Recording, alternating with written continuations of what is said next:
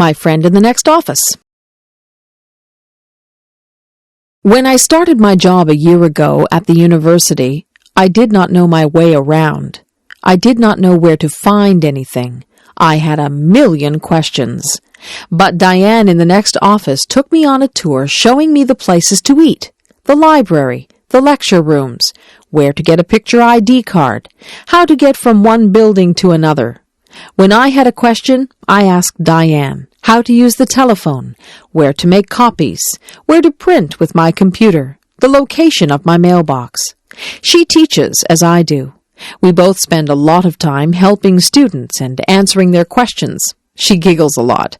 I hear her laugh with her students. Sometimes she asks my advice about her work or about a problem, and I ask her advice. Sometimes she comes into my office and says, "I am really angry. Can I whine to you?" Then she talks about a problem, and I listen. And then she returns cheerfully to her office. Sometimes I go into her office and say, "I'm upset about something that happened. Can I come in for a minute?"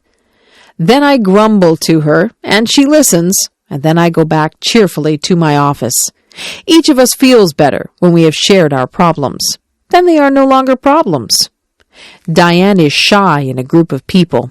She is quiet and does not start a conversation. Everyone around her talks, and she listens. On Friday afternoons, she makes popcorn for everyone. We all sit in the staff room and eat microwaved popcorn and drink tea and talk. We start to relax for the weekend and talk about our plans. She is a good friend. She helps my students when I am not there. She wishes me good luck when I go to a lecture.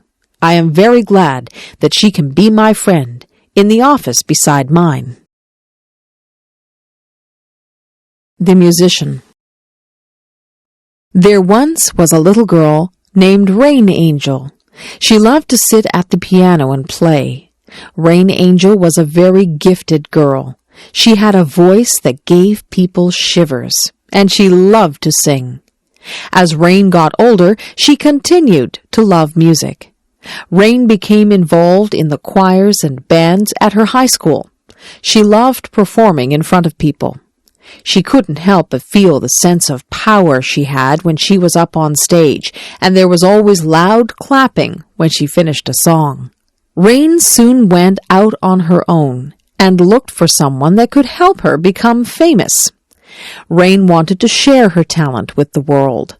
She felt that her special talent for music helped people feel good. Rain went out into the big world, and she did very well. She was always performing her best, and someone finally noticed her. Her new agent helped her to make her first album. Rain became famous because she never quit trying. Rain loved her new way of life. She continued singing and playing her piano. She was even taught how to write her own music. Rain Angel had always dreamed of becoming a celebrity. She always remembered her friends and family when she was famous because they had always believed in her. Rain Angel strove for a faraway place, and it became her reality. She always believed that what she wanted to become was her choice. She believed that if you have the strength and determination, you can make your dreams come true. The circus. Wow! A big tent was in the middle of the town's parking lot. We were going to a 3-ring circus. I couldn't wait for it to begin. Inside and outside of the tent, toys, balloons, and food were being sold. All of the children were so very excited. Inside the tent, we found good seats so we could see everything. The band started to play loud music, and the ringmaster came out with a big tall hat on his head. In one ring, there were small animals, dogs, monkeys, and parrots doing tricks. The dogs were dressed in funny clothes, and so were the monkeys. They rode on bicycles, danced, and climbed ladders. There were wild tigers and lions in a big round wire cage. A man with a whip was inside the cage with them. He had them trained to jump through a hoop of fire and to roll over. He even kissed them. He was very brave. During the break in the middle of the circus, funny clowns came out and did silly things. They had happy faces and sad faces.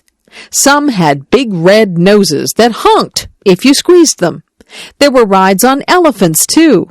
I didn't go on one because it cost too much money. The last act took up the whole tent. It was the acrobats. They hung from their teeth, their feet, and their necks high up in the air. They also swung high up in the air and flew to each other. It's kind of scary to watch because I was afraid they might fall. I had a very good time at the circus. However, my tummy felt kind of sick from all the cotton candy and junk food I ate. Going to the grocery store. Each week, I go to the grocery store to buy food for my family. I get a shopping cart from the front of the store, and I push the cart all around the store. The cart is large, but when I am finished shopping, the cart is nearly full.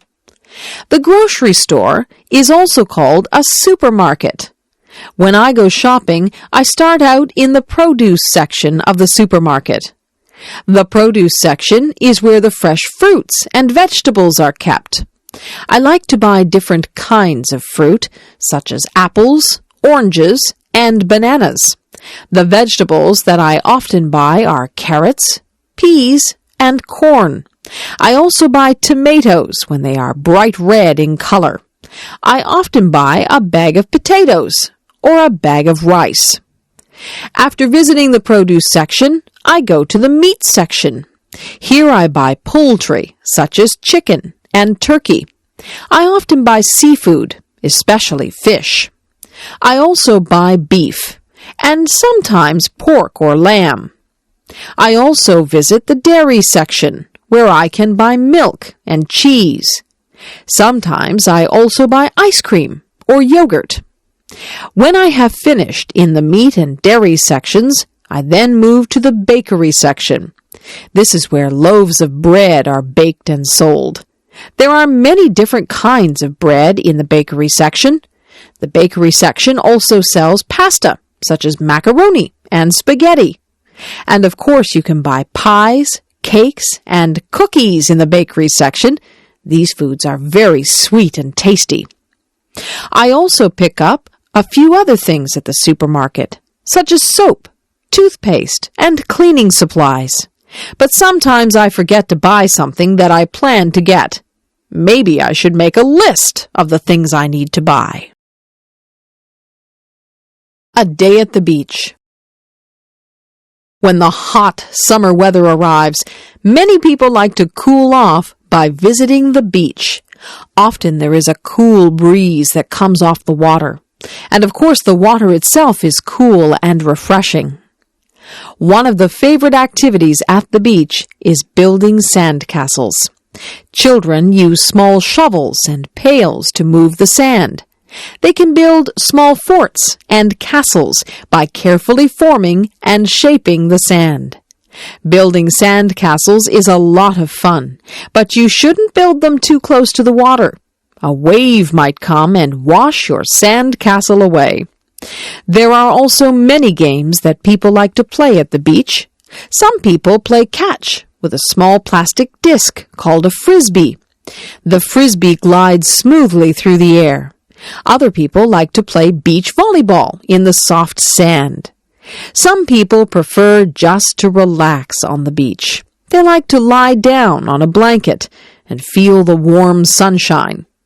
I like to sit on the beach with an ice cream cone, but you have to eat it quickly before it melts. Of course, the main attraction of a beach is the water. Many children learn to swim at the beach and enjoy playing in the water.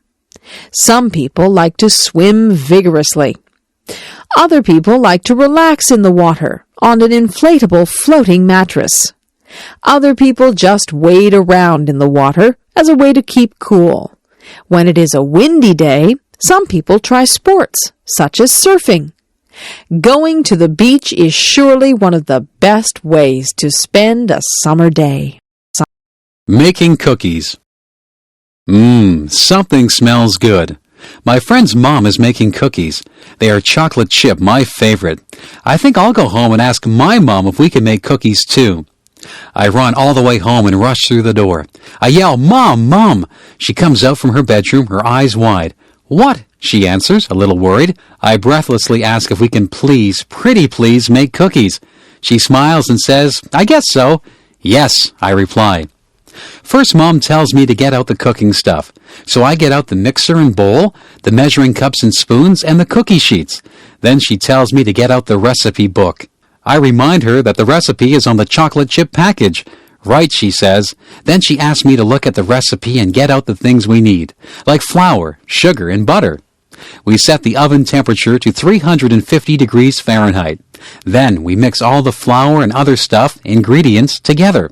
Last, we added the chocolate chips. We drop the batter by big teaspoons full onto the cookie sheets. We set the timer for 12 minutes and just sit back and enjoy the good smell. The buzzer rings. We take the cookies out. Oh, do they look good. We don't even wait for them to cool down. Both Mom and I get a big glass of cold milk and 2 big warm cookies each. Yum, yum. Want to join us? Stars in the Midnight Sky. Twinkle, twinkle, little star, how I wonder what you are. Up above the world so high, like a diamond in the sky. Twinkle, twinkle, little star. This is a little poem song I always say when I'm outside and I see the stars. When I see the first star of the night, I always say this one. Starlight, star bright, first star I see tonight. I wish I may, I wish I might, have the wish I wish tonight. Do you have a special thing to say about the stars? Stars are beautiful bright spots in the sky. Stars are usually seen at night when it is dark. We can't see them in the daytime because the sun is so bright, the brightest star of all. I like staying up late just to look at the stars. One time I was outside at midnight, and the stars seemed to sparkle and dance. They really did look like diamonds dancing in the sky. If you watch the stars long enough, you may see a falling star or a shooting star. I have seen both. A falling star is where the star just seems to drop, and it leaves a trail of what appears like stardust. A shooting star is very beautiful. It shoots across the sky, leaving a long trail of colorful stardust. Shooting stars seem to brighten up the whole sky. They usually seem quite close to Earth. Have you ever watched the stars and got the urge to reach out and touch them, or even join them in their secret dance? I wonder what it'd be like to see a star up close. Would it look like the moon? Maybe one day when I am older, I will go up in a rocket ship and visit the dancing stars in the midnight sky. Music. A song comes on the radio. My lips start to move, singing along. My fingers start to snap. My feet begin to tap. The music sinks deep into my soul. I listen to the music as it fills my brain, and I remember when I used to sing.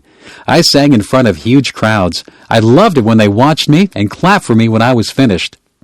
Letting out my feelings when I was sad, mad, happy, or glad was when I would sing. I sang in the shower. I sang in the rain. I sang in church. I sang walking down the street. Music has always been a big part of my life. It seems like I was a baby when I started playing the piano. I would sit on my sister's lap while she played the piano, and I would bang on the keys. I remember sitting beside her and learning how to sing. I sang my little lungs out. As I grew, I listened to other singers on tapes, the radio, and CDs. I took those things that I had heard from different singers and made myself sound like them. Soon I could take what I had heard all my life and make it into my own sound. I have always liked singing jazz and blues. I don't listen to jazz and blues a lot, however. I listen to pop, rock, classical, and some country. As you can see, I like many types of music. I have seen musicals too, like Phantom of the Opera and Les Miserables. Those musicals were amazing. They were such bright costumes and stage sets, not to mention the wonderful songs and singing. Music has been on this earth since the beginning of time, and it touches everyone in a different way. I know it has not only touched mine, but is a big part of my very being. First date. Ring, ring. The phone is ringing. My mother answers it. Hello, she says. It is for me. When I pick up the phone, I hear a boy's voice. It is a boy I go to school with. This boy is very nice, and he is cute, too. He asks me if I want to go out for dinner with him tonight. I say yes. He's going to pick me up at 5:30 p.m. in the evening. He has a nice red car. Before he picks me up, I have to find an outfit to wear. I am nervous and don't know what to wear. So my sister picks out an outfit for me. I feel excited and have the sensation of butterflies in my stomach. The inside of my hands are damp, too. I put on my outfit and do my hair. My sister gives me some nice clips to put in my hair. Ding dong! The doorbell buzzes. My date is here. I hurry to the door so I can greet him. He tells me that I look nice and that we are going to a place called MT Belly's. When we arrive at MT Belly's, there is loud music playing. A smiling waitress comes who serves us our food. I order a large Caesar salad. My date orders steak. When it arrives, the food looks and is delicious. The waitress asks us if we want dessert after we've finished. But we are too full. So we ask for our bill to pay. My date pays for the meal. I brought money just in case we would share the cost. When we leave the restaurant, we go for a walk by the river. It is a beautiful night. I am enjoying my first date. I am laughing and having fun. It is time for us to go home. So my date takes me home. I smile and thank him for the great time. I hope he'll ask me out again. University. It's time to sign up for school. This year, Natalie is going to Brock University. She has never been to university before. She is a little bit scared. She hopes she meets nice new friends. Natalie stood in line to get her picture taken. The picture was put on a card. The card was her picture ID, identification. She would use this card if she needed to buy books from the school bookstore, if she wanted to get a book from the library, or if she wanted to use the pool. After all of the signing up and money was paid, Natalie went out to lunch with her mother. Mom, I'm kind of scared about going to school. I'm going to be the youngest kid there. I don't know how to take notes. The teachers might be mean. Natalie rambled on. Her mom just calmed her down and said, Take one day at a time, Natalie. Worry only about today. You're right, Mom. Thanks. Natalie was very scared on the first day of school. She made sure she had all of the books she needed and lots of pens, pencils, and erasers. She walked into the front of the building and went on her way to try and find her classroom. Natalie got through her classes and met a lot of new people, nice people. Her classes seemed to go by really fast, and the day went by even faster. When Natalie got home, she was so excited. She told her mom that classes weren't all that scary. The students and the teachers weren't scary either. Natalie knew that the schoolwork would be hard, but she felt good about the people she had met that day. She knew she'd have a good year.